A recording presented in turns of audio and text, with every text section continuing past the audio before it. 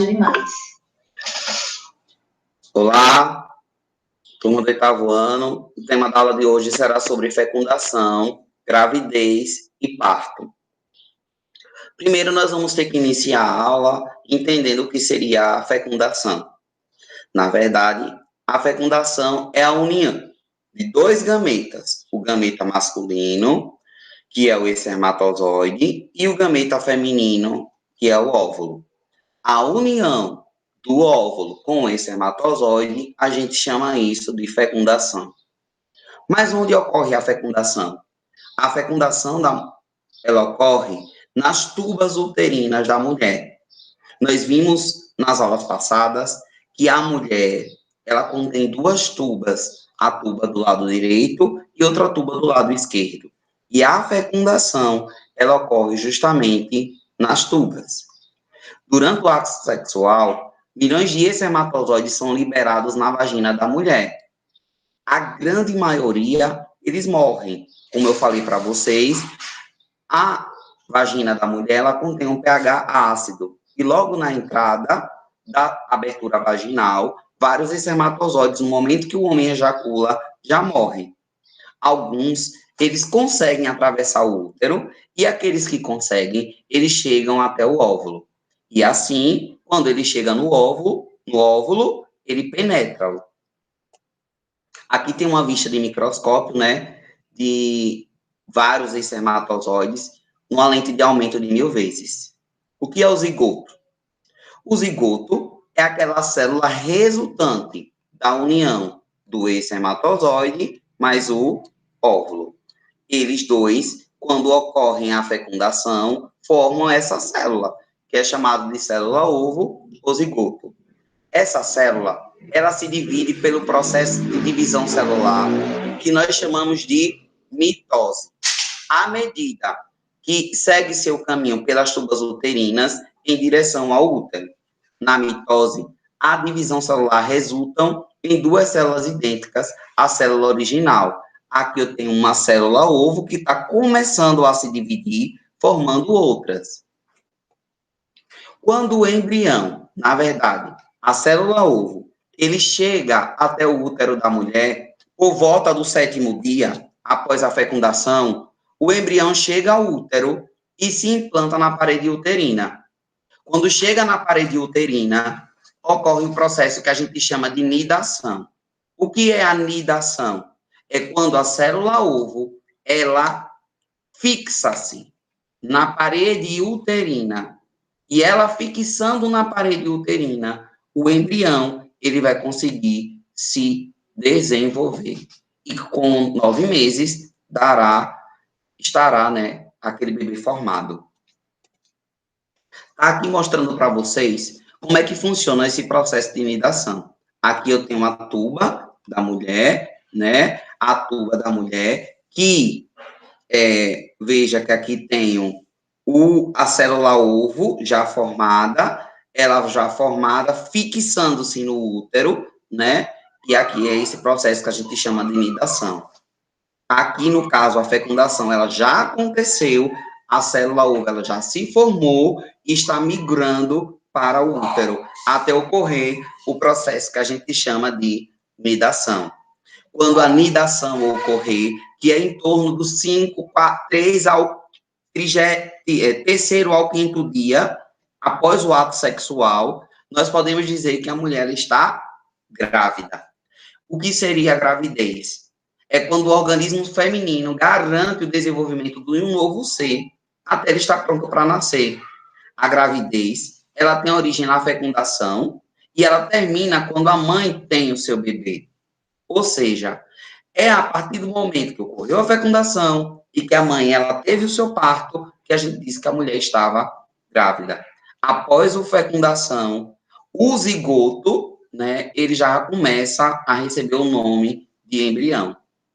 Aqui eu tenho um embrião, né, com 2 semanas de gestação, com 3, com 4, com 5, perceba que ele vai se desenvolvendo, criando suas estruturas, formando os seus órgãos, né, com 12 semanas de gestação, que é no 3º mês, já é possível se identificar com 12 semanas qual é o sexo do bebê através da ultrassonografia.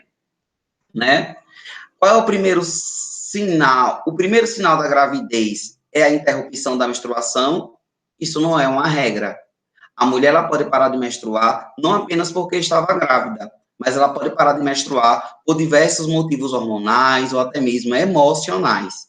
Uma gestação normal, ela tem em torno de 9 meses e que vai de 38 até 42 semanas. Caso o bebê ele nasça antes disso, a gente pode dizer que aquela criança ela nasceu prematura. Existe na gestação da mulher alguns anexos que a gente chama de anexos embrionários. O que seria um anexo embrionário? O bebê, o feto, ele se desenvolve dentro de uma bolsa. Essa bolsa, pessoal, é chamada de saco amniótico. Amniótico é uma bolsa cheia de líquido, e esse líquido amniótico, ele vai permitir justamente que a mulher sofra qualquer tipo de impacto mecânico, qualquer tipo de pressão na barriga, qualquer tipo de variação na temperatura, existe esse saco permitindo a proteção do feto. Quando é que esse saco ele se rompe? Ele se rompe pouco antes do nascimento do bebê. Quando a gente fala, olha, a bolsa da mulher estourou. O que isso significa dizer? Que ocorreu o rompimento do saco amniótico, permitindo assim que o bebê fique desprotegido, e é logo o primeiro sinal que em pouco tempo o bebê irá nascer. Aí tem uma amostra, né, do saco amniótico com o bebê dentro. O segundo anexo embrionário é o chamado de placenta. Pessoal, o que seria uma placenta? É uma estrutura que vai permitir que o bebê se comunique com a mãe. E essa comunicação, ela vai se dar através do cordão umbilical. É através da placenta, pessoal, que o bebê ele recebe o oxigênio e ele é nutrido. Todos os nutrientes da mãe passam para o bebê. Por isso a importância do pré-natal. Para que a mãe esteja com a quantidade de nutrientes necessárias para suprir ela e suprir também o bebê. Assim como também, né, é através dessa placenta que o bebê, ele consegue eliminar todos os excretas. Aqui está um exemplo para vocês, né, de uma placenta logo após o parto, né, que foi fotografada. Na gravidez, pessoal, a mulher sofre diversas alterações, né, e muda o seu corpo. O que é que acontece? Na gravidez, o útero, ele consegue aumentar 10 vezes mais o seu tamanho normal. A mama da mulher, ela começa a ficar mais vascularizada, porque o hormônio, né, a prolactina, que vai justamente permitir que a mãe, ela comece a produção de leite, para que na hora, logo após o parto, ela consiga, com o estímulo de sucção do bebê, né, liberar o leite materno. Ela sofre azia, muitas sofrem com vômito, com náusea, até o terceiro mês de gestação. Algumas mulheres sofrem variação na pressão arterial, e sempre é importante, né, procurar a orientação médica, o obstetra, para que justamente acompanhe todo o processo de gestação, façam os exames que forem necessários para entender se a mulher realmente ela está com tudo correto para que ela coloque aquele bebê no mundo, né? Além disso, outra característica da gravidez é que a mulher ela sofre o que a gente chama de micção, ou seja, a micção nada mais é do que a urina. A mulher urina muito, né? Quando ela está no período gestacional. Por quê? Porque o bebê, quando ele começa a aumentar de tamanho, ele começa a pressionar a bexiga, e a bexiga ela fica um pouco muito baixa. E essa pressão na bexiga, não só a bexiga que é pressionada, né, mas vários órgãos, faz com que a mulher ela tenda a ir várias vezes ao banheiro por dia. Quais são os cuidados que tem que ter durante a gravidez? A mulher tem que ter pode ter sua vida normal, mas é necessário que ela vá periodicamente ao obstetra, né, que é o médico que acompanha todo esse processo de gestação, que acompanha como é que está a saúde do bebê. Ela precisa ter uma dieta saudável, rica em proteína, rica em carboidrato, com menos gordura, não pode usar álcool, bebida alcoólica, nem fumar, nem usar qualquer outro tipo de droga, tá? Esse slide, pessoal, mostra claramente para vocês o que a gente chama de gêmeos. Quando é que a mulher, ela engravida de gêmeos? O que é que acontece de diferente para permitir ou possibilitar que a mulher, ela consiga ter gêmeos? Pessoal, existem dois tipos de gêmeos. Os gêmeos que a gente chama de univitelínico, que é esse gêmeo aqui, e o gêmeo que a gente chama de bivitelínico. Aqui é a barriga da mulher. Aqui é a barriga da mulher. Aqui já é a entrada vaginal, certo, pessoal? Aqui já é a entrada vaginal. Vamos lá. Quando é que um gêmeo univitelínico ele se forma, pessoal? O gêmeo univitelínico se forma quando eu tenho um óvulo com um espermatozoide. Quando eu tenho um óvulo com um espermatozoide sendo fecundado, e essa célula ovo aqui que se formou, ela dá origem a 2 bebês em placentas diferentes, a gente diz que esses gêmeos é bivitelínicos. Quando essa célula ovo, ela foi fecundada por um gêmeo e deu origem apenas a uma célula ovo, essa célula ovo, ela se dividiu, mas os bebês deram origem a